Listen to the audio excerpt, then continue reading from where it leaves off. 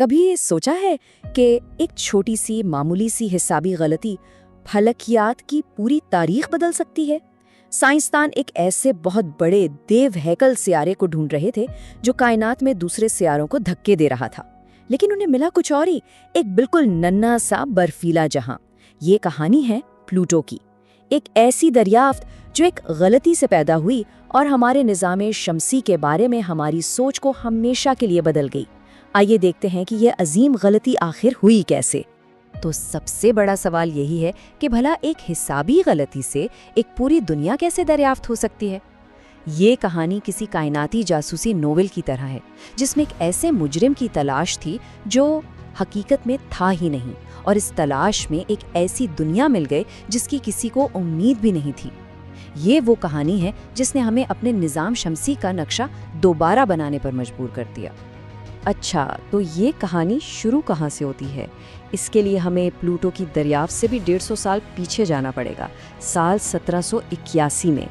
اس سال ہمارے نظام شمسی کا 7واں سیارہ یورینس دریافت ہوا، لیکن ماہرین فلکیات نے بہت جلدی نوٹ کیا کہ یورینس کے ساتھ کچھ گڑبڑ ہے۔ مسئلہ یہ تھا کہ یورینس بالکل ایک ضدی بچے کی طرح اصولوں پر چلنے کو تیار ہی نہیں تھا۔ حساب بتا رہے تھے کہ اسے کہاں ہونا چاہیے، لیکن وہ اپنے راستے سے پھٹک رہا تھا۔ ایسا لگ رہا تھا جیسے کوئی نادیدہ طاقت اسے اپنی طرف کھینچ رہی ہو اور نیوٹن کے قوانین کو چیلنج کر رہی ہو۔ تو شک کس پر گیا؟ ماہرین نے اندازہ لگایا کہ یورینس کے پیچھے کوئی اور سیارہ چھپا ہوا ہے، اور وہ صحیح بھی تھے۔ اسی طرح ہمارا 8واں سیارہ نیپچون دریافت ہوا، لیکن کہانی یہاں ختم نہیں ہوئی۔ نیپچون کے ملنے کے بعد بھی یورینس اپنے مدار میں ہلکا سا ڈگمگا رہا تھا۔ اس کا مطلب تو ایک ہی ہو سکتا تھا کہ اندھیرے میں کوئی اور بھی ہے، ایک بہت بڑا پراسرار سیارہ جسے انہوں نے نام دیا سیارہ ایکس۔ اور بس یہیں سے فلکیات کی تاریخ کی سب سے بڑی تلاشوں میں سے ایک کا آغاز ہوا، ایک ایسے بھوت کی تلاش جو نظر نہیں آتا تھا لیکن جس کا اثر ہر کوئی محسوس کر سکتا تھا۔ اس تلاش کا جنون ایک امریکی ماہر فلکیات پرسیول لوویل کے سر پر سوار ہوا۔ انہوں نے ایریزونا میں ایک پوری رصدگاہ صرف اسی ایک کام کے لیے بنا ڈالی، لیکن قسمت کو کچھ اور ہی منظور تھا۔ لوویل یہ خواب پورا کیے بغیر ہی اس دنیا سے چلے گئے، مگر ان کا کام رکا نہیں۔ 13 سال بعد یہ ذمہ داری ایک 23 سالہ نوجوان کے کندھوں پر ڈالی گئی، کلائیڈ ٹامبو۔ ٹامبو کا کام بہت صبر آزما تھا۔ وہ راتوں کو آسمان کے ایک ہی حصے کی تصویریں لیتے اور پھر دن میں انہیں ایک خاص مشین بلنک کمپیریٹر پر دیکھتے تھے۔ یہ مشین 2 تصویروں کو بہت تیزی سے آگے پیچھے دکھاتی تھی، جیسے کوئی پرانی فلم چل رہی ہو۔ اس طرح اگر لاکھوں ستاروں کے بیچ کوئی ایک نقطہ بھی اپنی جگہ بدلتا تو وہ فوراً نظر آ جاتا۔ یہ واقعی بھوسے کے ڈھیر میں سوئی ڈھونڈنے جیسا تھا۔ اور پھر 18 فروری 1930 وہ لمحہ آ ہی گیا۔ مہینوں کی تھکا دینے والی محنت کے بعد ٹامبو نے اسے دیکھ لیا، ایک چھوٹا سا نقطہ جو ستاروں کے پس منظر میں حرکت کر رہا تھا۔ وہ مل گیا تھا۔ جس سیارہ ایکس کو دنیا ڈھونڈ رہی تھی وہ ان کی آنکھوں کے سامنے تھا۔ آخرکار یہ کائناتی بھوت پکڑ لیا گیا۔ اب سوال تھا کہ اس نئی دنیا کو نام کیا دیا جائے، اور یہ نام آیا انگلینڈ میں رہنے والی ایک 11 سالہ بچی کی طرف سے۔ اس نے مشورہ دیا کہ چونکہ یہ سیارہ اتنا دور اور اندھیرا ہے تو اس کا نام انڈر ورلڈ یعنی پاتال کے رومی دیوتا پلوٹو پر ہونا چاہیے۔ یہ نام سب کو اتنا پسند آیا کہ فوراً مان لیا گیا۔ دنیا بھر میں جشن منایا جا رہا تھا، لیکن کہانی میں اب ایک بہت بڑا ٹوسٹ آنے والا تھا۔ جس ملزم کو اتنی محنت سے پکڑا گیا تھا وہ اس جرم کے قابل ہی نہیں تھا۔ پلوٹو وہ دیو ہائیکل سیارہ تھا ہی نہیں جس کی سب کو تلاش تھی، یہ تو کچھ اور ہی نکلا۔ اور یہاں سے معاملہ دلچسپ ہونا شروع ہوا۔ جیسے جیسے ہماری دوربینیں بہتر ہوتی گئیں، پلوٹو کا سائز چھوٹا ہوتا گیا۔ پہلے تو لگا کہ یہ زمین جتنا بڑا ہے، پھر کچھ سال بعد اندازہ لگایا گیا کہ نہیں، یہ تو مریخ جتنا ہے۔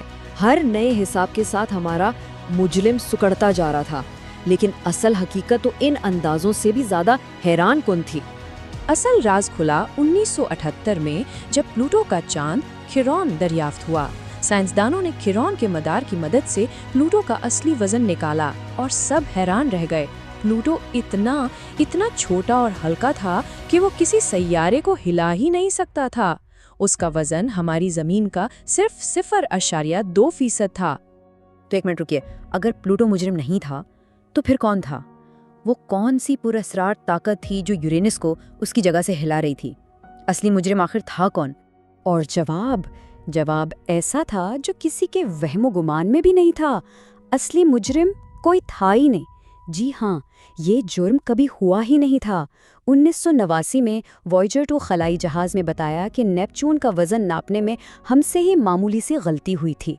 जब हिसाब ठीक किया गया तो यूरेनस के मदार की सारी गड़बड़ खुद ब खुद खत्म हो गई।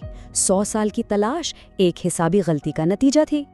तो प्लूटो की दरियाफ्त एक खुशकिस्मत गलती थी, लेकिन इस एक गलती ने साइंस के लिए एक नया पेंडोरा बॉक्स खोल दिया। साइंसदानों को प्लूटो जैसी और भी कई छोटी दुनियाएं मिलना शुरू हो गई, जैसे एरिस। अब सबसे बड़ा सवाल ये था कि आखिर सैयारा कहते किसको हैं, उसकी तारीफ क्या है? तो इस बहस को ख़त्म करने के लिए 2006 में दुनिया भर के साइंसदानों ने 3 उसूल बनाए। पहला उसूल, वो सूरज के गिर्द घूमता हो, प्लूटो ये करता है, पास। दूसरा उसूल, वो इतना बड़ा हो कि अपनी ही कशिश शकल से गोल हो जाए, प्लूटो ये भी करता है, पास। लेकिन तीसरा और आखिरी उसूल, इसी ने प्लूटो की किस्मत का फैसला किया। तीसरा उसूल ये था कि एक सैयारे को अपने मदार का बॉस होना चाहिए, मतलब उसे अपने रास्ते में आने वाली हर छोटी बड़ी चीज को साफ करना होता है। और प्लूटो यहाँ फेल हो गया। वो कूपर बेल्ट नामी एक बहुत भीड़-भाड़ वाले इलाके में रहता है, जहाँ इस जैसे हजारों बर्फीली चट्टानें घूम रही हैं। इसीलिए उसे सैयारे के ओहदे से हटाकर बोना सैयारा का नया टाइटल दे दिया गया। लेकिन प्लूटो की कहानी यहाँ खत्म नहीं हुई, बल्कि सही मानों में यहाँ से उसकी असल कहानी शुरू होती है। वो शायद सियारों की लीग का हिस्सा नहीं रहा, लेकिन वो अपनी दुनिया कूपर बेल्ट का बादशाह बन गया। और अब वक्त था इस बादशाह से मिलने का, न्यू होराइजन्स मिशन के जरिए। इस मिशन से पहले तक प्लूटो हमारे लिए सिर्फ एक धुंधला सा नुक्ता था, एक राज। हमें बिल्कुल नहीं पता था कि वो कैसा दिखता है, इस पर क्या है या इसके अंदर क्या छुपा हुआ है। वो बस निज़ाम शमसी के कोने में पड़ा एक ठंडा बेजान मुअम्मा था। और फिर आया जुलाई 2015 और सब कुछ बदल गया। नासा का न्यू होराइजन्स खलाई जहाज 9 साल और अरबों किलोमीटर का सफ़र तय करके प्लूटो के पास पहुंचा। इंसानी तारीख में पहली बार हमने इस दूर दराज दुनिया को करीब से देखा, और जो कुछ हमें नजर आया वो हमारी हर सोच से कहीं ज्यादा हैरत अंगेज था। हम एक बेजान गढ़ों से भरी बर्फ की गेंद की तवक्को कर रहे थे, लेकिन हमें क्या मिला? एक जिंदा जीती जागती रंगीन दुनिया। इसकी सतह पर नाइट्रोजन की बर्फ का एक बहुत बड़ा दिल बना हुआ है। वहां बर्फ उगलने वाले आतिशफशा हैं, और शायद इसकी बर्फ की मोटी तह के नीचे पानी का एक पूरा समुंदर भी मौजूद है।